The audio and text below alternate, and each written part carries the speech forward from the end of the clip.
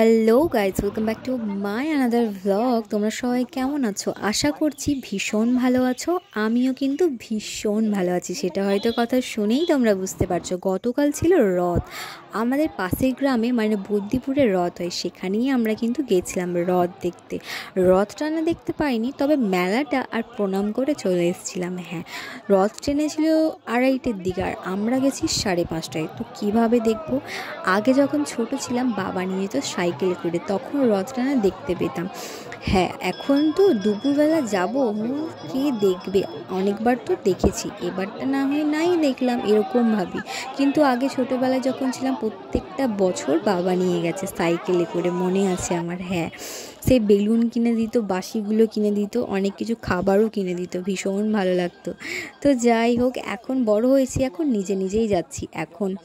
হ্যাঁ, তো যাই হোক, কাদের আশেপাশে কোথায় রথ হয় আমাকে কিন্তু অবশ্যই কমেন্টে জানিও। আর কারা কারা পুরীর রথ দেখতে গেছো আমাকে অবশ্যই জানিও। তো যাই হোক, এই দেখো আমাদের বদ্যিপুরের রথটা এতটাই বড়, বেশি বড় না কিন্তু যথেষ্ট বড়ই। তো যাই হোক, এখানে কতটা কাদা, আর রথের দিন বৃষ্টি হবে না সেটা কি কখনো হয়? উইদাউট বৃষ্টি রথ কিন্তু ইনকমপ্লিট, তাই না? আর কাদা কাদা ভাব থাকবে, এটাই তো মজা। তো যাই হোক, তারপর আমরা তাড়াতাড়ি চলে গেলাম। আর রথের মানে রথ যেই টানে না, যেই দুটো ঘোড়া, ওই দুটো ঘোড়াটার অনেকটা বড় হাইট, মানে অনেকটা হাইটে। কিন্তু আমার তো হাইট ছোটোখাটো মানুষ, বুঝতেই পারছো কীভাবে আমার হাত যাবে ওই ঘোড়ার পা দুটোতে।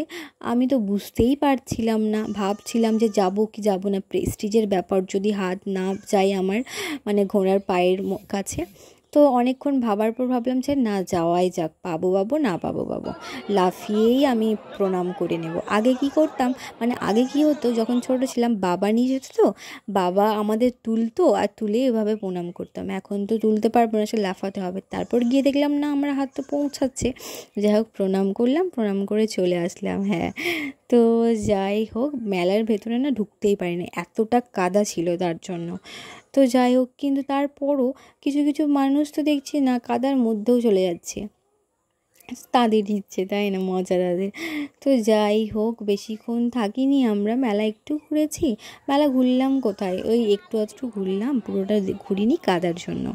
তারপর কিছু খেলাম, ফুচকা খেয়েছি, ফুচকা তো অনেক দিন পর খেলাম। হ্যাঁ, অনেক দিন পর, আমি তো ফুচকাই খাই না, অনেক দিন পর ফুচকা খেলাম। তারপর খেয়েছিলাম আমার ফেভারিট, তোমরা সকলেই জানো যারা আমার ভিডিওস দেখেছো, আমার ঘুগনি ভীষণ ভালো লাগে, ঘুগনি খেয়েছিলাম। তারপর আইসক্রিমটা সঙ্গীতা কিনে দিয়েছিলো, সঙ্গীতা অনেকক্ষণ পর গেল। তো যাই হোক, তারপর ওখানে কিছুক্ষণ থাকার পর সঙ্গীতাদের বাড়ি চলে গেছিলাম। যাই হোক, সঙ্গীতা না সকলকে খাইয়েছে আমাদের আইসক্রিম, আর আইসক্রিমের ফ্লেভারটাও কিন্তু ভীষণ ভালো ছিল। ডেয়ারি কেন বলছি, মাদার ডেয়ারির আইসক্রিম সব কটাই ভালো হয়। তো যাই হোক, আমার ভয়েস ওভার করতে করতে যদি সব করে এরকমভাবে আটকে যায়, আমি আর কি বলবো। তো যাই হোক, একটু তো কথা আটকায়, আমি ভয়েস ওভার করে বলছি বলে কি এক্সট্রাভাবে বলছি এটা তো কখনো না। আমি যেরকমভাবে কথা বলি আমি সেরকমভাবেই বলছি, হয়তো একটু গুছিয়ে বলছি তোমাদের সুবিধার জন্য, যাতে তোমাদের দেখতে ভালো লাগে, শুনতে ভালো লাগে, তার জন্য। তো যাই হোক, যেরকমই করি আমি আমার মতো চেষ্টা করি যাতে তোমাদের সুবিধা হয় শুনতেও দেখতেও। তো যাই হোক, কোনো কিছু প্রবলেম হলে ক্ষমা করবে তোমরা। আর যাই হোক, তোমাদের সাপোর্ট যেন আমি পাই এটাই আশা করছি। সকলে আমার পাশে থেকো। আমার যদি ব্লগ ভালো লেগে থাকে অবশ্যই কিন্তু লাইক করে দিও। সবাই দেখছো কিন্তু লাইক করছো না, লুকিয়ে লুকিয়ে দেখার কি আছে? লুকিয়ে লুকিয়ে ভালোবাসলে হবে? একটু তো মানে আসতে হবে সামনে, তবেই তো আমি বুঝবো যে কারা ভালোবাসছো আমায়। তো যাই হোক, পাশে থেকো, এভাবেই সাপোর্ট করে যেও। আর ভালো লাগলে বললাম অবশ্যই লাইক, কমেন্ট আর ফলো করে দিও। আর ফেসবুক থেকে দেখলে তো অবশ্যই ফলো, আর সাবস্ক্রাইব করে দিও ইউটিউব থেকে দেখলে। আমি দেখো কীরকমভাবে মানে উল্টো বললাম। তো যাই হোক, এই দেখো সঙ্গীতা আইসক্রিম কিনে দিয়েছে, ডেয়ারি, আরে ডেয়ারি কেন বলছি, মাদার ডেয়ারির আইসক্রিম ভীষণ টেস্টি ছিল। আইসক্রিম খেতে খেতে বাড়ি। তো আজকের ব্লগ এই পর্যন্ত, সকলে ভালো থেকো, নিজের খেয়াল রেখো, আমার পাশে থেকো। Love you guys, tata.